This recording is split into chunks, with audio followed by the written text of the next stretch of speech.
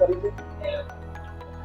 મારું નામ Vipul Patel, chairman managing trustee SNV group of schools.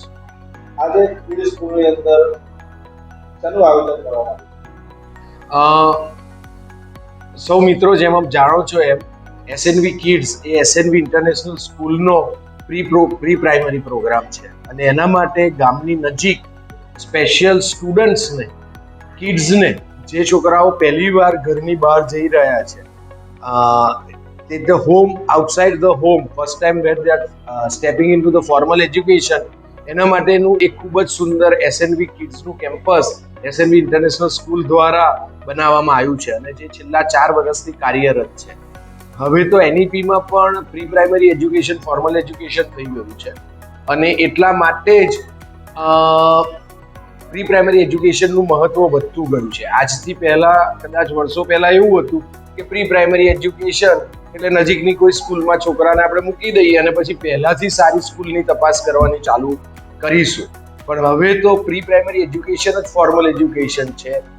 એના સિવાય પણ સાયન્ટિફિકલી એટલા બધા ડેટા અવેલેબલ છે જેમાં કહે છે કે છોકરો 3 વર્ષનો થાય ત્યારે એના બ્રેનની ગ્રાસ્પિંગ કેપેસિટી વધારેમાં વધારે હોય છે અને એટલા માટે આ એનો ગોલ્ડન પીરિયડ છે કે જ્યારે વધારેમાં વધારે વસ્તુ શીખી શકે. તો શીખે કેવી રીતે? ઘણા બધા લોકોને એવો પ્રશ્ન થતો હોય છે કે શીખવા માટે તો પછી છોકરાને ચોપડિયું જ્ઞાન આવે અને છોકરાને વહેલી ઉંમરથી પ્રેશર આવે અને સ્કૂલનું ટેન્શન આવે. પણ પ્રી પ્રાઇમરી સ્કૂલનો એ પર્પઝ નથી. એક એજ્યુકેશનમાં બહુ સ્ટાન્ડર્ડ સેવિંગ છે કે આઈ લિસન અને આઈ ફોરગેટ. હું સાંભળું છું ને ભૂલી જાઉં છું.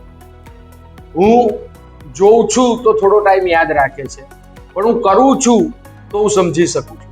એટલે એસએનવી કિડ્સમાં પ્રોગ્રામ સિમ્પલ લર્નિંગ બાય ડુઈંગનો છે.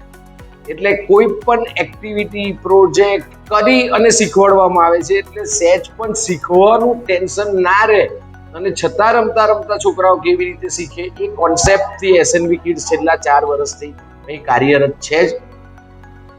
આજનો જે પ્રોગ્રામ છે એસએનવી કાર્નિવલ્સ, એ એના ભાગરૂપે જ છે કે જેમાં દરેકે દરેક એક્ટિવિટીઝ છે એ ફન તો છે જ, છોકરાઓને મજા તો આવે જ છે, પણ જોડે જોડે કશુંક ને કશુંક શીખે છે, કશુંક ને કશુંક એને ખ્યાલ આવે છે. અને આ એનો જે બેઝ અત્યારે પ્રિપેર થઈ રહ્યો છે એ એને આખી જિંદગી માટે એને યાદ રહેવાનો છે, કારણ કે આ એનો એક બેઝ બની રહ્યું છે. એટલે આજનો જે કાર્નિવલ છે એમાં અમારે ગેમ્સ રાખી છે કે જેનાથી એ ગેમ્સ રમવાથી છોકરાઓ કશુંક ને કશુંક શીખે છે.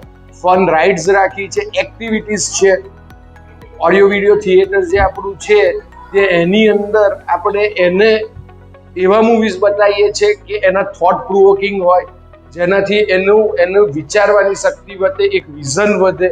એટલે આ બધાનું કોમ્બિનેશન કરીને લર્નિંગ વિથ ફન, મજા કરતા કરતા શીખવું, એ કોન્સેપ્ટ હેઠળ એસએનવી આખું વર્ષ એસએનવી કિડ્સ આખું વર્ષ કાર્યરત રહે છે જ. પણ આજે એના માટે એક સ્પેશિયલ કાર્નિવલનું આયોજન કરવામાં આવ્યું છે. બીજી એક ખાસ વાત મારે આજે સૌ વાલી મિત્રો અને શ્રોતાઓને કહેવી છે એ છે કે વર્ષો પહેલા, બરાબર, આપણે વિશ્વગુરુ હતા. આપણી જે યુનિવર્સિટીઝ હતી એ આખા દુનિયાને પ્રેરણારૂપ હતી. આઝાદી પછી એવું થયું, બ્રિટિશર્સના રાજ પછી એવું થયું કે આપણે એ સિસ્ટમમાં જતા રહ્યા જે ફોરેન એજ્યુકેશન. અત્યારે આપણે એસએનવી કિડ્સમાં એક ખાસ વસ્તુનું ધ્યાન રાખે છે કે આપણા મૂળભૂત જે કલ્ચર છે એનાથી કેવી રીતે શીખવું. અહીં તમે એન્ટાયર ફેરમાં જોશો તો કોઈ જગ્યાએ તમને મિકી માઉસ કે આ કે તે નહીં દેખાય, તમને છોટા ભીમ દેખાશે. જે છોકરાઓને ફિલ્મ બતાવવામાં આવે છે એ બધી જ વસ્તુનો છેલ્લે પર્પઝ તો લર્નિંગ જ છે, પણ એ આપણા કલ્ચર થકી લર્ન કરે અને આપણા કલ્ચરને વધારે સચવીને કરે એવું આપણે ખાસ જ આ વસ્તુ પર ડે ટુ ડે આમાં ધ્યાન રાખીએ છીએ. આપણે વેસ્ટર્ન કલ્ચર જોડથી ઘણું બધું શીખીએ છીએ, એ તહેવારો ઉજવીએ છીએ, પણ આપણે આપણી જે મૂળભૂત આપણું જે કલ્ચર છે, આપણો જે અર્ક છે, આપણું જે અમૃત છે, એને ભૂલ્યા વગર આપણે ખરા સેન્સમાં ઇન્ટરનેશનલ વે ઓફ લર્નિંગ કરીએ છીએ. અને એ તમને આજે આ કાર્નિવલમાં જે વાલીઓએ જે લોકોએ વિઝિટ કરી હશે એ એમને તરત નજરે આવશે એવી મને ખાતરી છે. ધન્યવાદ. Thank you.